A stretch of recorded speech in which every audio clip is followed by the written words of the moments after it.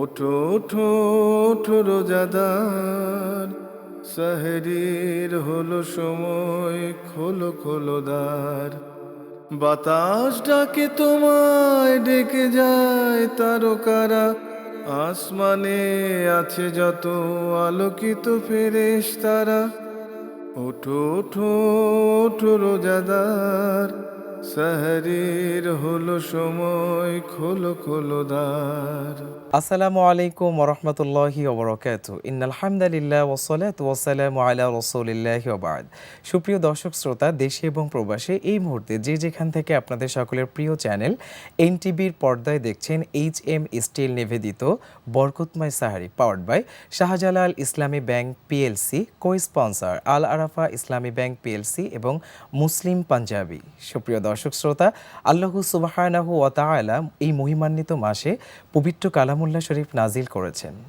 সুতরাং আমরা অনুষ্ঠানের শুরুতেই শুনব পবিত্র কালামুল্লাহ শরীফের তিলাওয়াত এবং তাফসীর। সেহরির হলো সময়, খোলো খোলো দ্বার।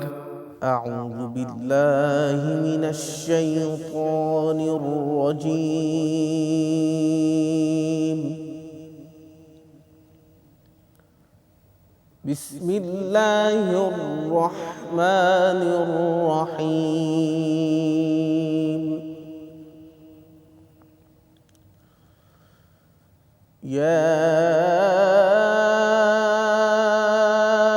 أيها الذين آمنوا لا تأكلوا أموالكم بينكم بالباطل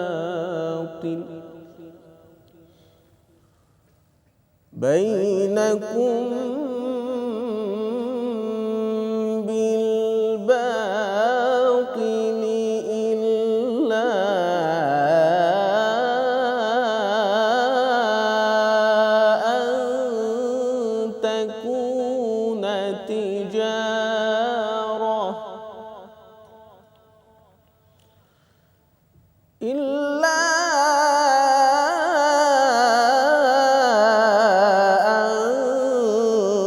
تكون تجارة عن تراض منكم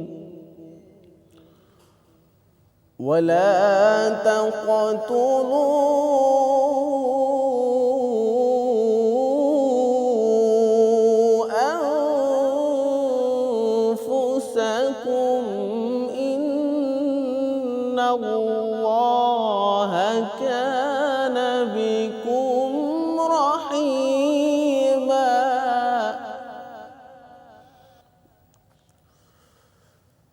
يا أيها الذين آمنوا لا تأكلوا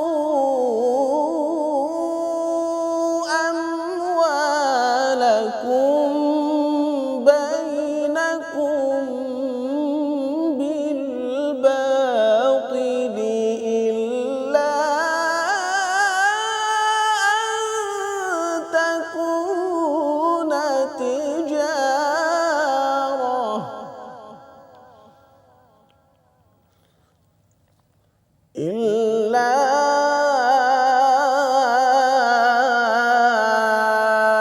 أن تكون تجارة عن تراض منكم ولا تقتلوا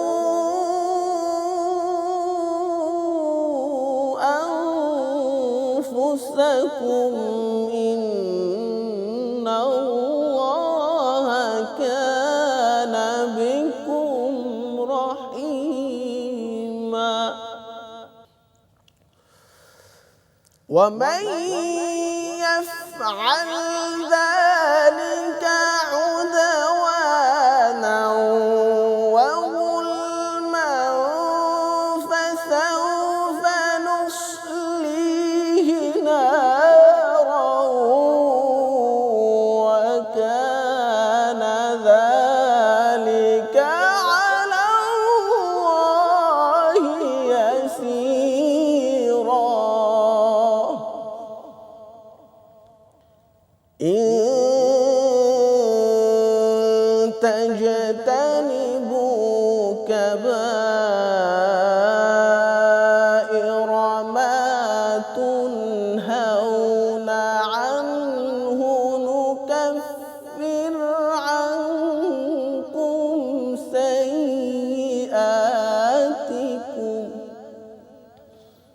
ما تنهون عنه نكفر عنكم سيئاتكم وندخلكم مدخلا كريما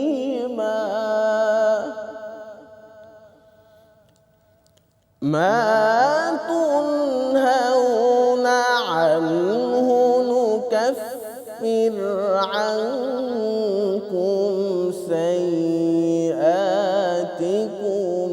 وندخلكم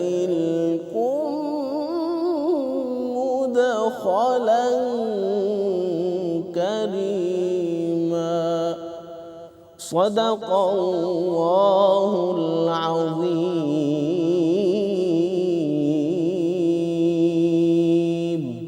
সাহরির হলো সময়, খোলো খোলো দ্বার। الحمد لله رب العالمين خالق السماوات والأرضين والصلاة والسلام على سيد الأنبياء والمرسلين وعلى آله وأصحابه أجمعين أما بعد আজ আমরা আপনাদের সামনে আলোচনা করব পঞ্চম পারা সূরা নিসার 58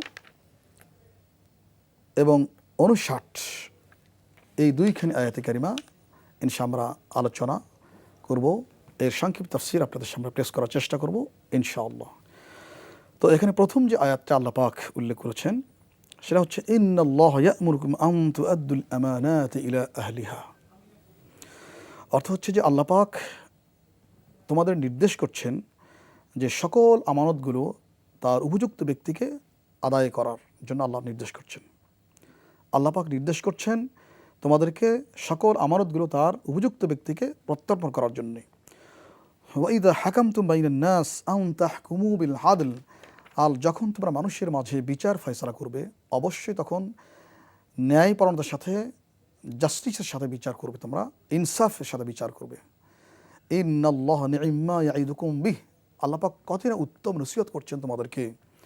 ইন্নাল্লাহা কানা সামিআন বাসীরা, নিশ্চয় আল্লাহ পাক সব কিছু শোনেন এবং সব কিছু উনি দর্শন করেন।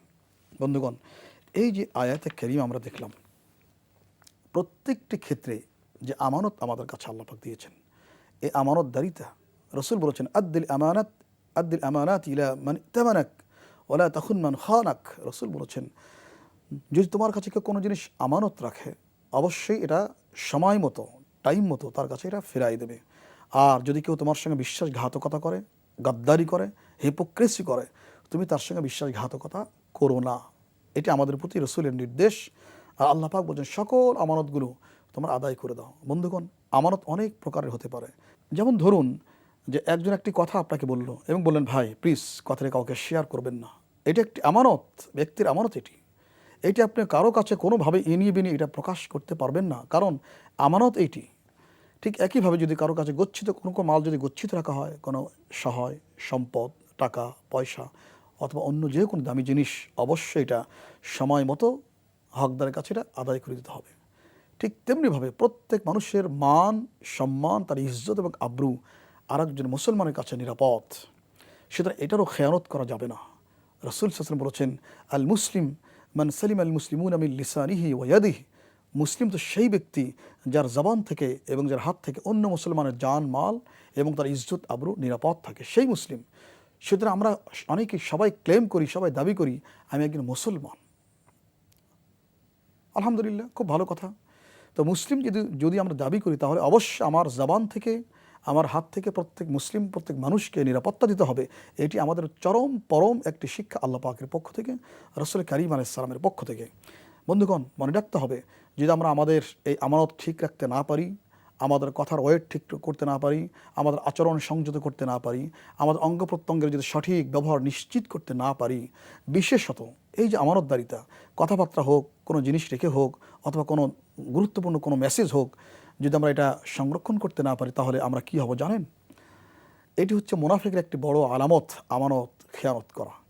রাসূল কারীম আলাইহিস সালাম বলেছেন আরবাউম মান কুন্না ফীহি কানা মুনাফিকান খালিসা, যেই ব্যক্তির মধ্যে 4টি বৈশিষ্ট্য থাকবে সে একেবারে নিরেট এবং সলিড মুনাফিক। রসুল বলেছেন সলিড মুনাফিক, যার মধ্যে 4টি বৈশিষ্ট্য থাকবে সে সলিড মুনাফিক। 4টি বৈশিষ্ট্য কি? ইযা হাদ্দাসা কাযাবা। মুনাফিকের 1 নম্বর বৈশিষ্ট্য হচ্ছে যখন সে কথা বলবে তখনই মিথ্যে কথা বলবে, অর্থাৎ বেশিরভাগ মিথ্যে কথা বলবে, বেশিরভাগ মিথ্যে কথা বলবে। আর 2 নম্বর ওয়াইদা তুমিনা খানা, যখন কোনো জিনিস আমানত রাখা হয় আমানতটাকে সে খেয়ানত করে। এই যেখানে 2 নম্বর বলা হচ্ছে, আমানত রাখা হলে আমানতটা সে খেয়ানত করে, এটা মুনাফিকের আলামত। আর 3 নম্বর বলেছেন যে ওয়াইদা ওয়াদা আখলাফা, যখন সে অঙ্গীকার করে, অঙ্গীকার করলে অঙ্গীকার ভঙ্গ করে। আর ওয়াইদা খাসামা ফাজারা, আর যখন একটু বাদানুবাদ হয়, একটু ডিবেট হয়, একটু হালকা ঝগড়া বিবাদ হয়, তখন শুধু অশ্লীল কথা, শুধু খারাপ আর অশ্লীল অন্যায্য কথা বলে। এই যে 4টি বৈশিষ্ট্য থাকলে একেবারে সলিড মুনাফিক। তাই সলিড 4টি বৈশিষ্ট্যের মধ্যে একটি হচ্ছে এই যে আমানতের খেয়ানত করা। যদি আমরা আমানতের খেয়ানত করে ফেলি আর মুনাফিকের লিস্টে আমাদের নামটা চলে যায়, বন্ধুগণ, আল্লাহ পাক কঠিন থেকে কঠিনতর হুমকি এবং ধমকি শুনিয়েছেন।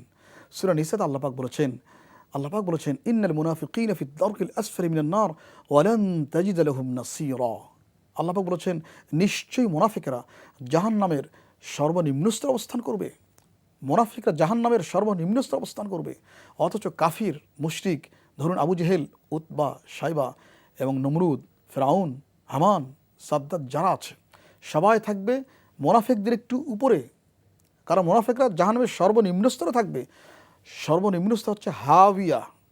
আমরা বলি না উম্মুহু হাবিয়া, হাবিয়া হচ্ছে জাহান্নামের সর্বনিম্ন স্তর, যেখান থেকে জাহান্নামের আগুন অগ্নুৎপাত হবে, যেখান থেকে মূল সোর্স, মানে আগুনের মূল সোর্স যেখানে, সেখানে থাকবে এই মুনাফিকরা।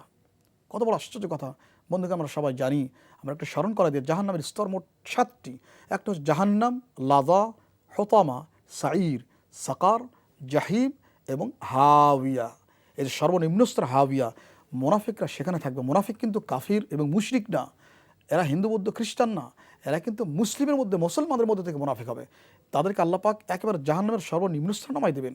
কারণ আসলে সত্যিকার অর্থে আল্লাহর দৃষ্টিতে, ইসলামের দৃষ্টিতে কাফেরের চাইতে মুনাফিক বেশি মারাত্মক। কারণ কাফেরকে আমরা সচরাচর চিনেই থাকি যে এই কাফের, সরাসরি শত্রু, প্রকাশ্য শত্রু। কিন্তু মুনাফিক আপনার সাথেই থাকে, আপনার মতোই পোশাক পরে, আপনার মতোই টুপি দেয়, আপনার মতোই দাড়ি রাখে, আপনার মতোই মসজিদেও যায়, কিন্তু সত্যিকার অর্থে ইসলাম পছন্দ করে না, আলেম ওলামা পছন্দ করে না, কোরআন এবং সুন্নাহ পছন্দ করে না, এবং ইসলামের ক্ষতি করার চেষ্টা করে। আপনি এর থেকে নিজেকে বাঁচাবেন কেমনে? তাফসির মাআরিফুল কোরআন সহ তাফসির কুরতুবী অনেক তাফসিরের মধ্যে একটি বড় আমানতের কথা বলা হচ্ছে। সেটি হচ্ছে যে আল্লাহ পাক যখন বলেছেন ইন্নাল্লাহা ইয়া'মুরুকুম আন তু'আদ্দুল আমানাতি ইলা আহলিহা, আল্লাহ পাক নির্দেশ করছেন আমানতকে তার যোগ্য লোক ব্যক্তির হাতে উঠাই দিতে। এই যে নেতৃত্ব নির্বাচনের প্রাক্কালে যে একটা ভোটিং সিস্টেম আছে আমাদের, ভোট, ইসলাম এই ভোটিং সিস্টেমকে, ভোটিং পাওয়ারকে একটি আমানত হিসেবে উল্লেখ করেছে। কাজে বন্ধুগণ, যখন আমাদের সামনে সামাজিক নেতৃত্ব নির্বাচন করার জন্য 5 বছর পর একটা সুযোগ আসে, সেই সুযোগটাকে যদি আমরা সঠিক ব্যবহার না করি, অযোগ্য লোক, অথর্ব লোক, অশিক্ষিত লোক, অমার্জিত লোক, অভদ্র লোক, আন ইসলামিক লোক, মানে ইসলামিক না, নামাজ কালাম নাই, সততা নাই, ইনসাফ নাই, মানবতাবাদী না, এমন লোককে ভোট দেওয়া থেকে অবশ্যই আমাদের ক্ষান্ত হতে হবে। কারণ এটিও একটি আমানত। কারণ আপনার ভোট পেয়ে যদি সেই ব্যক্তি কোনো খারাপ কাজ করে, অবশ্যই আপনাকে সেই খারাপ কাজের একটি অংশ আপনাকে বহন করতেই হবে, আপনাকে বিয়ার করতে হবে। ঠিক একইভাবে যদি ভালো লোককে আপনি ভোট দেন আর তিনি জয়যুক্ত হয়ে যান, তাহলে তার যত ভালো কাজগুলো উনি করবেন, প্রত্যেকটি ভালো কাজের একটি অংশ আল্লাহ পাক আপনার আমলনামায় দান করবেন। আল্লাহ পাক বলেছেন মান ইয়াশফা শাফাআতান হাসানাতান ইয়াকুল লাহু নসীবুম মিনহা ওয়া মান ইয়াশফা শাফাআতান সাইয়্যাতান ইয়াকুল লাহু কিফলুম মিনহা। আল্লাহ পাক বলেছেন যদি কেউ ভালো কাজে সুপারিশ করে, সমর্থন করে, ভোট দেয়, অবশ্যই তার একটা অংশ সে পেয়ে যাবে। ঠিক একইভাবে যদি কোনো ব্যক্তি খারাপ কাজে সুপারিশ করে, সাপোর্ট করে, তাহলে এর একটি অংশ তার আমলনামায় এসে যাবে। কাজেই বন্ধুগণ, আমানতের মধ্যে অনেকগুলোর মধ্যে একটি হচ্ছে এই যে একটি নেতৃত্ব নির্বাচনের জন্য যে ভোটিং ক্ষমতা, এটি একটা আমানত। কাজেই আমরা যাকে তাকে আমার ভোট আমি দেব, যাকে ইচ্ছে তাকে দেব, এই কথাটা বলা হলেও এর মর্মার্থটা বুঝতে হবে। যাকে ইচ্ছে মানে অবশ্যই উনি যোগ্যতা রাখতে হবে। একজন মুসলিম হিসেবে যদি আমাদের মুসলিম সমাজে থাকেন, অথবা অন্য লোক হন না কেন, অন্য ধর্মের হলেও যদি উনি ভালো মানুষ হন, সেটি অন্য কথা, কিন্তু অবশ্যই লোকটাকে শিক্ষিত, জ্ঞানী, গুণী, মার্জিত, জনগণের কথা শোনার মতো যোগ্যতা যারা আছে এমন ব্যক্তিকে যেন আমরা আমানতটা প্রত্যর্পণ করি, না হলে কিয়ামতের কঠিন দিনে আল্লাহ পাক প্রত্যেকটি নিয়ামত সম্পর্কে সুম্মা লাতুসআলুন্না ইয়াওমাইযিন আনিন নাঈম, আল্লাহ পাক কিয়ামতের দিনে প্রত্যেক মানুষকে সমস্ত নিয়ামত সম্পর্কে জিজ্ঞেস করবেন। সুতরাং এটা সম্পর্কে আমাদের প্রত্যেককেই জিজ্ঞেস করা হবে যে আমরা আমাদের এই ক্ষমতাগুলো কোথায় প্রয়োগ করেছি। তো বন্ধুগণ, পরে যে আয়াত আমরা বলছিলাম, যেখানে আল্লাহ পাক বলেছেন 59 নম্বর আয়াত, ইয়া আইয়ুহাল্লাযীনা আমানু, হে ঈমানদারগণ, আতিউল্লাহ, আনুগত্য করো আল্লাহর, ও আতিউর রাসূল, আনুগত্য করো রাসূলের, ও উলিল আমরি মিনকুম, এবং যারা উলুল আমর, যারা শরীয়তের ব্যাপারে নির্দেশদাতা, সে হতে পারেন তারা আলেম, ওলামা, মুফতি, মুহাদ্দিস, অথবা রাষ্ট্রের সর্বোচ্চ ব্যক্তি যখন কোরআন এবং সুন্নাহর মধ্য দিয়ে তারা তাদের দায়িত্ব পালন করেন, দেশ এবং জাতিকে চালান, রাষ্ট্রের সর্বোচ্চ ব্যক্তি উনি উলিল আমর হতে পারেন। কিন্তু জেনারেল অর্থে এটি যারা কোরআন এবং সুন্নাহ অগাধ নলেজ রাখেন, আলেম ওলামা টাইপের, শরীয়তের যে কোনো বিষয়ে তারা কোনো সিদ্ধান্ত দিলে এটি মানতেও আল্লাহ পাক নির্দেশ করেছেন। তবে এটি শর্তহীন নয়। শর্তহীন দুটো, আল্লাহ পাকের আনুগত্য, রাসূল করিম আলাইহিস সালামের আনুগত্য, এই দুটো শর্তহীন। আর 3 নম্বর যেটি, ও উলিল আমরি মিনকুম, এটি হচ্ছে শর্তযুক্ত। অর্থাৎ যখন কোনো আলেম ওলামা কথা বলবেন, কোনো ব্যক্তি কথা বলবেন, সেই কথা কোরআন এবং সুন্নাহর দর্পণে কতটুকু উত্তীর্ণ এটি আগে দেখতে হবে, এরপর অবশ্যই আমাদেরকে সেটা আমল করতে হবে। বন্ধুগণ, হযরত আব্দুল্লাহ ইবনে আব্বাস বলেছেন যে আল্লাহ পাক কোরআনে কারিমে 3টি আয়াত নাযিল করেছেন জোড়া জোড়া। একটি হচ্ছে আকিমুস সালাতা ওয়া আতুজ যাকাত, যেখানে আল্লাহ পাক নামাজের কথা বলেছেন, ঠিক সেখানেই আল্লাহ পাক রোজার যাকাতের কথা বলেছেন, জোড়া। সুতরাং মানলে দুটো মানতে হবে, একটা মানলে উনি বলেছেন আদায় হবে না, অর্থাৎ নামাজ পড়ে যাকাত দেয় না, তার নামাজ হবে না। 2 নম্বর বলেছেন আনিশকুর লি ওয়া লিওয়ালিদাইক, তোমরা হে আমার বান্দারা আমায় আল্লাহর শুকরিয়া আদায় করো এবং সাথে সাথে তোমার পিতা মাতার শুকরিয়াও কিন্তু আদায় করো।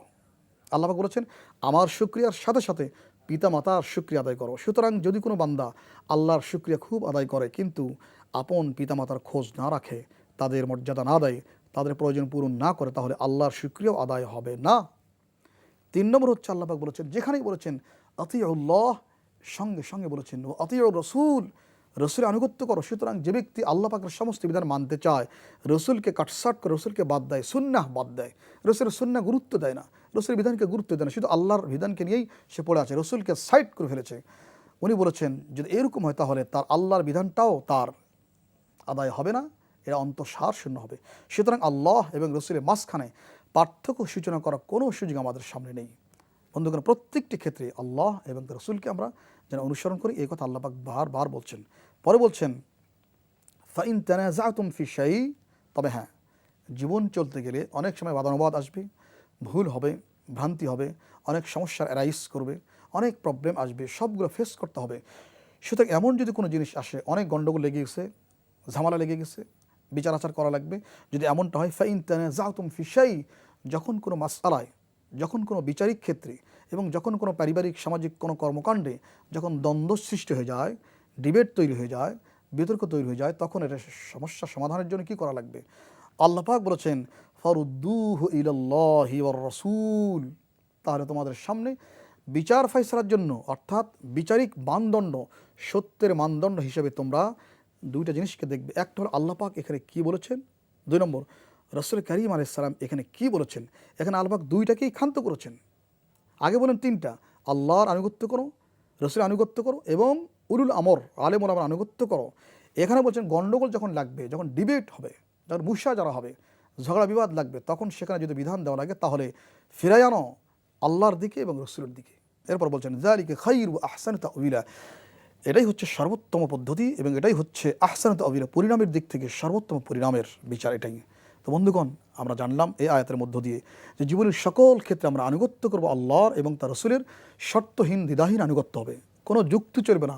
চোখ এবং কান বুঝে, চোখ বন্ধ করে, কান বন্ধ করে আল্লাহ এবং তার রসুলের আনুগত্য করতে হবে। তবে হ্যাঁ, উলুল আমর যখন আসবেন, উনি যাই হোক না কেন, যত বড় আল্লাহর ওলি হোক না কেন, আলেম হোক না কেন, মুহাদ্দিস মুফাসসির হোক না কেন, তার আনুগত্য করতে হবে। তবে এটি শর্তহীন না, এর দ্বিধাহীন না, বরং যাচাই বাছাই পরখ করে এটাকে মানতে হবে। তো বন্ধুগণ, আসুন আমরা জীবনের সকল ক্ষেত্রে, আমাদের আনুগত্যের ক্ষেত্রে, ইবাদতের ক্ষেত্রে, মুআমালাতের ক্ষেত্রে, সামাজিক ক্ষেত্রে, আমাদের পারিবারিক ক্ষেত্রে, আমাদের জাতীয় জীবনের সকল ক্ষেত্রে যেন আমরা আল্লাহ এবং তার রসুলকেই সামনে রাখতে পারি এবং প্রয়োজনে আমরা আলেম ওলামাদের সিদ্ধান্তকে আমরা অনার করতে পারি, সম্মান করতে পারি।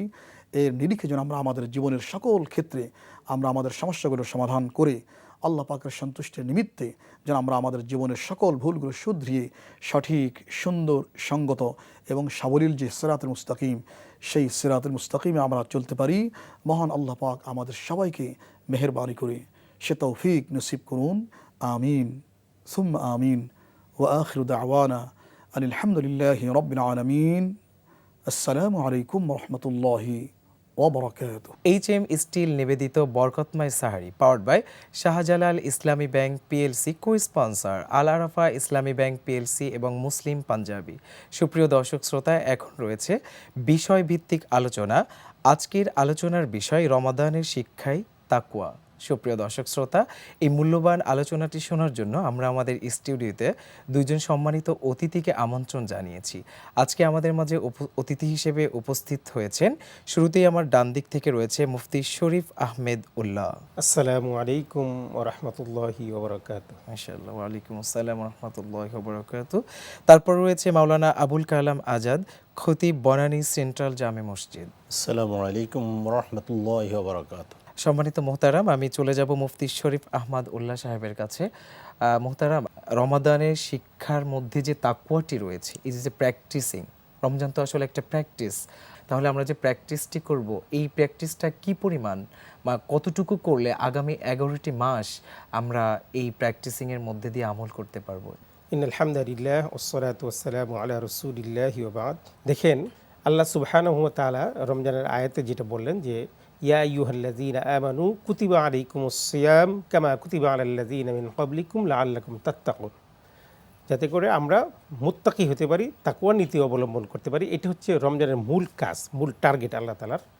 তো এখন কথা হচ্ছে যে আমরা বছরের পর রোজা রেখে যাচ্ছি, 30 বছর 40 বছর রমজানের রোজা রাখতেছি, কিন্তু আমাদের তাকওয়া আসতেছে না। তো বিষয়টা হচ্ছে যে আসলে তাকওয়া জিনিসটা কি এবং সেটা কিভাবে আসে, এই বিষয়টাই আমাদের আসলে অনেকের কাছে ক্লিয়ার না, জি, যার কারণে তাকওয়া অবলম্বন হচ্ছে না। আল্লাহ তাআলা যেহেতু আমাদের কাছে চাচ্ছেন যে আমরা যারা রোজার মাধ্যমে তাকওয়া অবলম্বন করি, তাহলে আমাদের এই তাকওয়াটা শিখতে হবে। কিভাবে?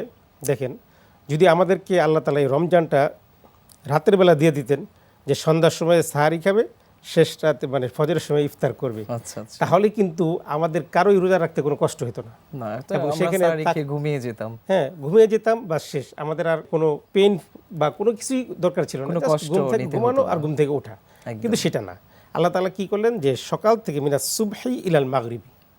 তো এখন কি হবে, এই দিনের বেলা যাবতীয় কাজ আমি রোজা অবস্থায় করব, অর্থাৎ সবগুলো কাজের ভিতরে আমাকে তাকওয়া থাকতে হবে। আমি রাস্তাতে হেঁটে যাব, যদি বেপরদা নারী হেঁটেও যায় আমি তার দিকে তাকাবো না। আমি ব্যবসা করব, সেখানে সুদ করি, মুনাফা করি, এগুলো করব না। আমি যাই করি না কেন রোজা রেখে যেহেতু করব, সেহেতু আমার প্রত্যেকটা কাজই তাকওয়ার ছাপ থাকবে, প্রত্যেকটা কাজে আবার তাকওয়ার নীতি থাকবে। এটি হচ্ছে রমজানের মূল শিক্ষাটা। আমরা যখন দুনিয়াবি কাজের মধ্যে থাকি, ফর এক্সাম্পল আমরা যদি এসএসসি পরীক্ষা দেয়, আমাকে এসএসসি বোর্ড আমাকে একটা সার্টিফিকেট দেয়, তুমি পাস করেছো, এটাই হচ্ছে তোমার সার্টিফিকেট। তো আমরা এইটা নিয়ে আবার পরবর্তীতে দেখা যাচ্ছে ইন্টারমিডিয়েট লেভেলটাতে অ্যাপ্লাই করতে পারি, বা আমরা ইন্টারমিডিয়েট লেভেলটাতে স্টাডি করি। এখন রমজানের তাকওয়া, আমি তো সারা রমজান মাস প্র্যাকটিস করেছি, আমরা প্র্যাকটিক্যাল লাইফে যেটা দেখতে পাই যে একজন মানুষ রমাদানে রোজা রেখেছে, সালাও পড়েছে, ইফতারও করেছে, সব কিছু করেছে আলহামদুলিল্লাহ, কিন্তু রমাদান শেষ, আবার সেই মানুষটা তার পুনরায় আবার সেই জায়গায় ফিরে যাচ্ছে, আবার সে যেটি করতো রমাদানের বাইরে সেটিই করছে। তাহলে আসলে এই প্র্যাকটিসটা কি পরিমাণ হওয়া উচিত যে এতটুকু করলে বা এভাবে করলে আমরা রমাদানের বাহিরে আর হয়তো বা কখনো এই অশ্লীল কাজে বা আল্লাহ তাআলা যেটাকে নিষেধ করেছেন এই কাজে আমরা অংশগ্রহণ করব না? আমাদের দেশে বাস্তব কথাটাই বলছেন যে বিশেষ করে 27-এর যখন খতমটা শেষ হয়ে যায়, তখন তো আর মসজিদে মুসল্লি থাকে না। আর যখন কিনা আমাদের পিক টাইম 21 থেকে নিয়ে 30 পর্যন্ত, যেটা লাইলাতুল কদর খুঁজতে হবে, বেজর রাত্র আসবে, এবং সেই সময় আউয়ালুহু রহমাতুন আওসাতুহু মাগফিরাতুন ওয়া আখিরুহু ইতকুম মিনান নার, মানে মূল যে সিজনটা যখন শুরু হয় 21 রোজা থেকে, তখন আমাদের দেশের লোকদের শপিং করা শুরু হয়। একদম। আচ্ছা, তো শপিং করতে সারাদিন শপিংয়ে ব্যস্ত থাকে, এক নম্বর। দ্বিতীয় হচ্ছে তারাবিতে গাফলতি চলে আসে, আর 27-এ যখন খতম শেষ হয় তখন তো তারাবি আর পরেই না অনেক, ইভেন এরকমও হয় যে এরপরে নামাজও পড়ে না। যারা 27 দিন ঠিক মতো নামাজ পড়লো, রোজা রাখলো, সব কিছু করলো, কিন্তু এরপরে আস্তে আস্তে সে ছেড়ে দিল, তাহলে বিষয়টা দাঁড়ালো এরকম যে সে আসলে তাকওয়ার জন্য সে আমলগুলো করছে না, বা আল্লাহর ভয়েও সে আমলগুলো করতেছে না, সে ফর্মালিটিস মেনটেন করতেছে। একদম কি রকম যে মাল্লাম ইয়াদা কাওলা যুর ওয়াল আমালা বিহি ফালাইসা লিল্লাহি হাজাতুন আন ইয়াদা তাআমাহু ওয়া শারাবাহু, যে আল্লাহ রাসূল সাল্লাল্লাহু আলাইহি ওয়াসাল্লাম বলেন যে সে মিথ্যা ছাড়লো না, সে খারাপ কাজ ছাড়লো না, সে তার না খেয়ে থাকা আর পানাহার বর্জন করার মাঝে তো আল্লাহর কোনো ফায়দা নেই। তো যারা মানে তাকওয়ার নীতি অবলম্বন করতে পারতেছে না, কারণটা কি? কারণটা হচ্ছে যে সে আসলে তাকওয়ার জন্য রোজাটাকে গ্রহণ করতেছে না, সে গ্রহণ করতেছে যে সোশ্যাল একটা সিস্টেম, সমাজে সবাই রোজা রাখে, সন্ধ্যার সময় বুট পেঁয়াজু মুড়ি খায়, আমার এগুলো খাওয়া লাগে, সমাজে চলি, সামাজিক জীব, এই যার কারণে তার ভিতরে তাকওয়ার কোনো ইফেক্ট নেই। হ্যাঁ, তার ব্রেনে কোনো চিন্তা করে না যে আর নামাজ গাফলতির সাথে পড়তেছে, অর্থাৎ তার ব্রেনে যখন ঢুকবে, দেখেন যখন আমরা নামাজ পড়ি তখন কিন্তু সূরা ফাতিহার একটা উত্তর আছে আল্লাহ তাআলার পক্ষ থেকে। হ্যাঁ, যে যখন বান্দা পড়ে আলহামদুলিল্লাহি রাব্বিল আলামিন, আল্লাহ তাআলা বলেন যে হামিদানি আব্দি। তো এই যে আমরা একটা আয়াত পড়তেছি, আল্লাহ এটা উত্তর দিচ্ছেন, তখন কি হচ্ছে, আমার নামাজে অ্যাটেনশনটা 100% থাকতেছে। ঠিক সেম যখন আমি রোজাটা রাখতেছি, তো এই রোজাটা আমি কেন রাখতেছি, আল্লাহ তাআলা বলতেছেন ফা ইন্নাস সাওমা লি ওয়া আনা আজিজি বিহি, যে রোজাটা আমার জন্য, আমি এর পুরস্কার দেব। কিন্তু যে রোজা রাখতেছে সে জানে না যে রোজার পুরস্কারটা কী, জানলেও তার ব্রেনে নাই। দ্বিতীয় কথা হচ্ছে এই রোজাটা তার মহত্বটা কি, যে এটা যে সিবগাতাল্লাহ, ওকে আল্লাহর রঙে রঙ্গিত হওয়া, এই যে রোজা, জি জি যে আল্লাহও পানহার করেন না, রোজাদারও পানহার করেন না। হ্যাঁ, ওমান আহসানু মিনাল্লাহি সিবগা, মাশাআল্লাহ। যে কত সুন্দর আল্লাহর রঙে সে রঞ্জিত, কিন্তু তার ভিতরে এই ফিলিংসটা নাই। জি মোহতারাম, আমরা আবারও আপনার কাছে আসবো। আমরা এখন চলে যাচ্ছি, আমাদের আরও একজন অতিথি রয়েছে, মাওলানা আবুল কালাম আজাদ খতিব, বনানী সেন্ট্রাল জামে মসজিদ। জি সম্মানিত মোহতারাম, রমজান শিক্ষায় যে তাকওয়া তো আল্লাহ তাআলার প্রতি থাকতেই হবে, যেহেতু আল্লাহ তাআলা বলেই দিয়েছেন রমাদানের আয়াতের মধ্যে লাআল্লাকুম তাত্তাকুন। এই তাকওয়াটার লেভেল, এর স্তরটা আসলে কিরকম হওয়া উচিত একজন মুসলিমের? আলহামদুলিল্লাহ ওয়াসসালাতু ওয়াসসালামু আলা রাসূলিল্লাহ। আল্লাহ সুবহানাহু ওয়া তাআলা কুরআনুল কারীমের সূরা বাকারার 183 নম্বর আয়াতে যেই কথাটি দিয়ে শুরু করেছেন, বিসমিল্লাহির রহমানির রহিম, ইয়া আইয়ুহাল্লাযীনা আমানু কুতিবা আলাইকুমুস সিয়াম কামা কুতিবা আলাল্লাযীনা মিন ক্বাবলিকুম লাআল্লাকুম তাত্তাকুন। আল্লাহ রাব্বুল আলামিন এই আয়াতের মাধ্যমে দুইটা বিষয় এখানে ফাইন্ড আউট করেছেন। একটা হলো হোল ম্যানকাইন্ডকে এখানে অ্যাড্রেস করেন না, স্পেসিফিক ইমানদারকে আল্লাহ রাব্বুল আলামিন অ্যাড্রেস করেছেন প্রথমত।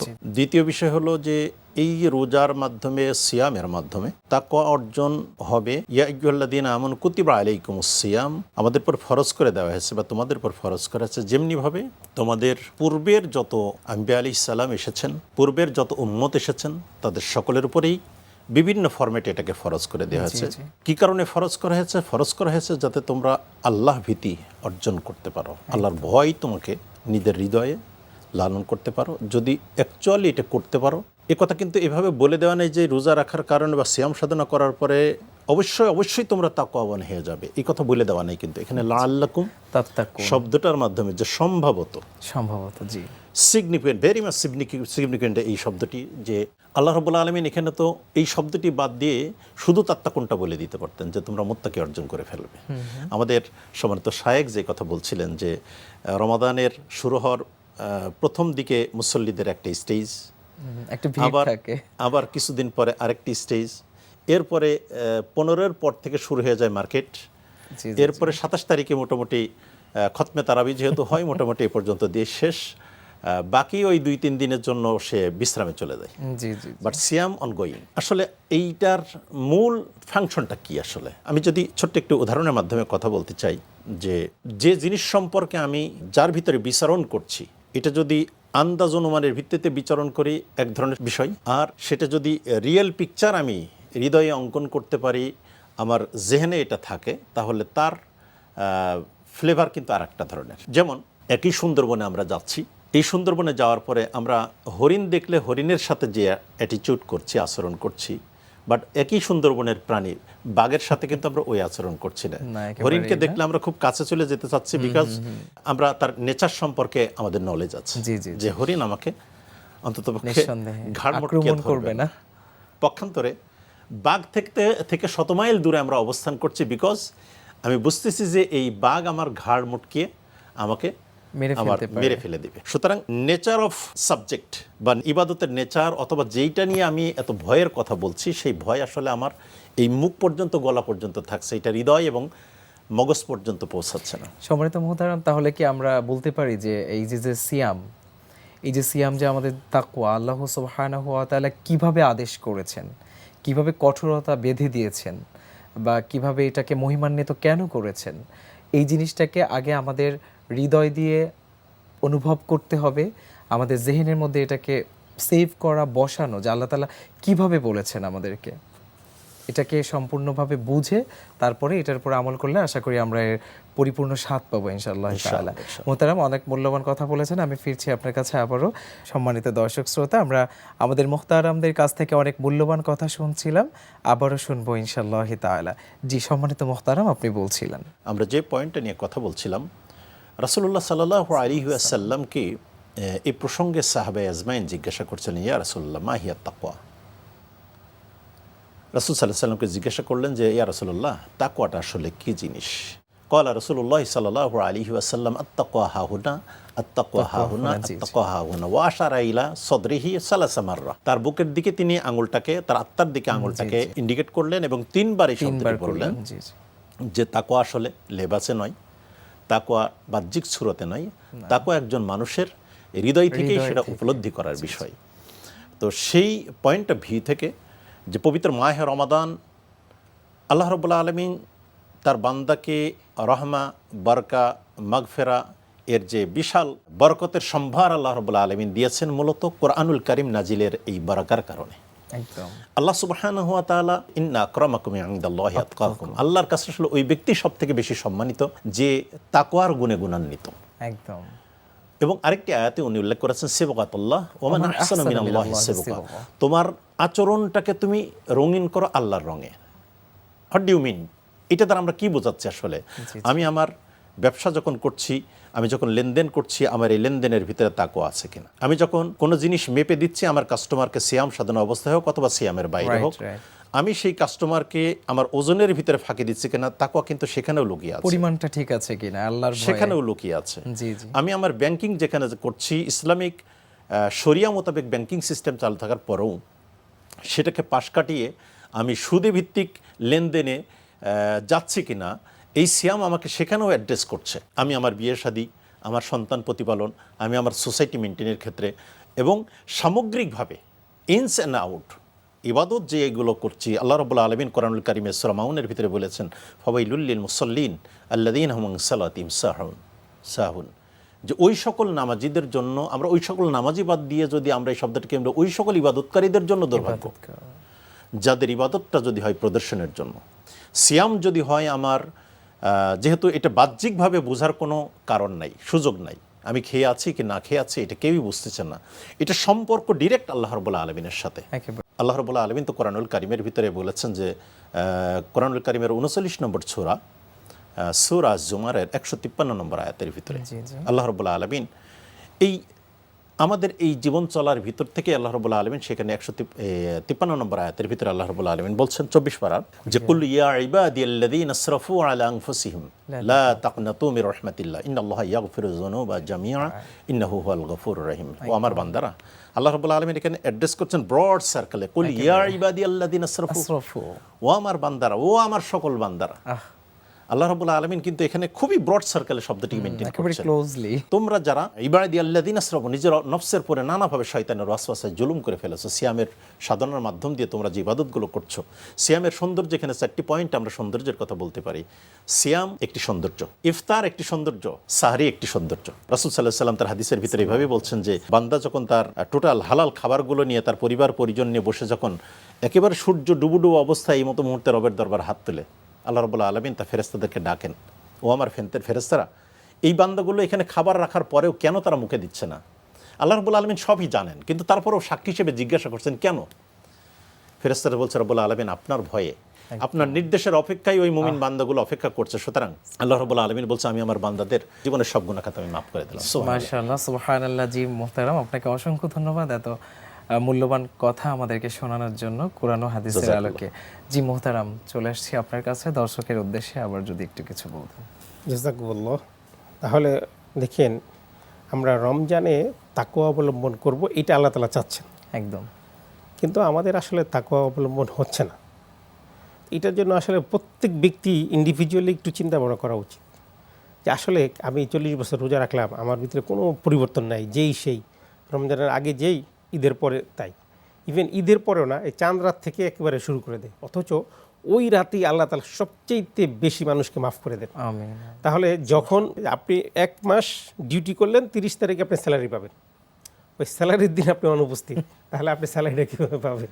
তাহলে আপনি স্যালারি না নিয়ে চলে গেছেন। তা আপনি রোজা রাখলেন, 27-এ খতম করলেন, তারপরে আরও রোজা রাখলেন, চাঁদ রাতের দিন আপনাকে ক্ষমা করা হবে, আর আপনি সেখানে অনুপস্থিত। তো আমি ভাইদেরকে বলবো যে আপনার তাকওয়া নীতিটা অবলম্বন করার জন্য আল্লাহ তাআলা যেটা বলতেছেন যে তোমরা রোজা রাখবে, তোমাদেরকে হয়তোবা তোমরা তাকওয়া অবলম্বন করতে পারবে। প্রত্যেকে পারবে না, এটা ঠিক আছে, কিন্তু অধিকাংশই পারার কথা। কারণ আল্লাহ তাআলার মানে মেজাজটা হচ্ছে এরকম যে আল্লাহ তাআলা চাচ্ছেন তোমরা তাকওয়া অবলম্বন করো। অবলম্বন করার ক্ষেত্রে আমরা যে আমাদের প্রত্যেকটা পয়েন্টে বেছে ভীত হইতে হবে আল্লাহর আদেশ সম্পর্কে, আর নিষেধগুলোকে বর্জন করতে হবে। যেটা আল্লাহ তাআলা বলছেন, মা আতাকুমুর রাসূলু ফাখুযু ওয়া মা নাহাকুম আনহু ফান্তাহু। এটা যদি এই মূলনীতিটা বা ইউনিভার্সাল ট্রুথ, এই রুলসটা যদি আমার মাথায় থাকে, যেটা আদেশ করছেন সেটা মানবো, আর যেটা নিষেধ করছেন সেটা বর্জন করবো, ছেড়ে দিব। তাহলে আমার পক্ষে তাকওয়া অবলম্বন করা সহজ। আরেকটা যে কথা আমি বলি যে দেখেন, আপনি যদি আপনার ছোট সন্তানকে কোনো একটা মাছ খাওয়ান, তাহলে মাছ খাওয়ার আগে আপনি কি করেন, দেখেন ওটার ভিতরে কোনো কাঁটা আছে কিনা। ইভেন নিজে খেয়েও দেখেন যে আসলে সূক্ষ্মভাবে আমরা ওটাকে দেখি। মানে 100% কনফার্ম করছেন যে ওটার ভিতরে কাঁটা নাই, রাইট। তারপর আপনি আপনার বাচ্চার বুকে তুলে দিচ্ছেন। তাহলে আপনি কতটা সতর্ক? এই কাঁটা, একটা সামান্য একটা কাঁটা না হয় কী হবে, একটু বিঁধবে, একটু ব্যথা করবে, এই। আর যেই কারণে আপনার জাহান্নামের আগুনে জ্বলতে হবে, হ্যাঁ, যেই সমস্ত অসতর্কতার কারণে আপনাকে কত পানিশমেন্টের মুখোমুখি হইতে হবে, আল্লাহু আলাম। তো সেটার ক্ষেত্রে কি পরিমাণ তাকওয়া অবলম্বন করা উচিত, একদম বেশি। হ্যাঁ, যে কি পরিমাণ সতর্ক আমাদের থাকা উচিত, এর চাইতে আরও বেশি সতর্ক থাকা উচিত। আমাদের ঘরেও আমরা তাকওয়ার পরিবেশ কায়েম করব। আপনি রোজা রাখতেছেন, আর ছেলে মেয়ে, হ্যাঁ, স্কুল পড়ুয়া, কলেজ পড়ুয়া, সেই বসে বসে টিভি দেখতেছে, তাহলে তো আপনার ঘরের ভিতরে তাকওয়ার পরিবেশটা থাকলো না। জি, অসংখ্য ধন্যবাদ সম্মানিত মোহতারাম, আপনাদেরকে এত সুন্দর মূল্যবান নসিহত আমাদের দর্শকদের উদ্দেশ্যে করার জন্য। সুপ্রিয় দর্শক শ্রোতা, আজকের আলোচনা থেকে আমরা জানতে পারলাম আসলে রমজানের মধ্যে আমাদের যে শিক্ষা রয়েছে তাকওয়া, এটি পরিপূর্ণভাবে আদায় করতে গেলে আপনার সর্বস্তরে একটি ইমানি দায়িত্ব হলো একটা নামাজি পরিবেশ তৈরি করা, একটা দ্বীনি পরিবেশ তৈরি করা। সকল সময় এই মেসেজগুলো নিজেকে নিজে রিমাইন্ডার দেওয়া, আপনার আশেপাশে যারা রয়েছে, আপনার সন্তান সন্ততি, আত্মীয় স্বজন, যত দূর হোক, আপনার কলিগস হতে পারে, যেখানে হোক না কেন, আপনি ইসলামের ব্যাপারে একটু নিজেও দায়ের ব্যাপারে কাজ করা, তাহলে এই সকল গুণাগুণ আল্লাহ তাআলা আপনার মধ্যেও বিদ্যমান করে দেবেন ইনশাআল্লাহ তাআলা। প্রিয় দর্শক, আমরা একেবারে অনুষ্ঠানের শেষ পর্যায়ে চলে এসেছি। এখন আমরা বিদায় নিব, তবে তার আগে একটি ইসলামী গান শুনতে শুনতেই আমরা চলে যাব। আল্লাহ সুবহানাহু ওয়া তাআলা সকলকে ভালো রাখুক, সুস্থ রাখুক, এই কামনায় এখানেই শেষ করছি। ওয়াসসালামু আলাইকুম ওয়া রাহমাতুল্লাহি ওয়া বারাকাতুহু। সাহরির হলো সময়, খোলো খোলো দ্বার। মনটা যদি হইতো পুবাল হাওয়া, হইতো যদি শুভ্র কবুতর, মেঘের ডানায় পাঠিয়ে দিতাম, মেঘের ডানায় পাঠিয়ে দিতাম মদিনারি পথে, যেথায় আমার প্রিয় নবী ঘুমায় নিরন্তর, যেথায় আমার প্রিয় নবী ঘুমায় নিরন্তর। মনের মিনার উতাল নিরবধি, কাবার গিলাফ ছুঁয়ে দিতাম যদি, মনের মিনার উতাল নিরবধি, কাবার গিলাফ ছুঁয়ে দিতাম যদি, রওজা জিয়ারতের আশায়, রওজা জিয়ারতের আশায় প্রিয়সী অন্তর, যেথায় আমার প্রিয় নবী ঘুমায় নিরন্তর, যেথায় আমার প্রিয় নবী ঘুমায় নিরন্তর। মেঘে ময়ূরী পশ্চিমেতে যেও, নবীর দেশে আমার সালাম দিও। মেঘে ময়ূরী পশ্চিমেতে যেও, নবীর দেশে আমার সালাম দিও। তার বিরহে দু চোখ ভাসে, তার বিরহে দু চোখ ভাসে, জলে নিরন্তর, যেথায় আমার প্রিয় নবী ঘুমায় নিরন্তর, যেথায় আমার প্রিয় নবী ঘুমায় নিরন্তর। মনটা যদি হইতো পুবাল হাওয়া, হইতো যদি শুভ্র কবুতর,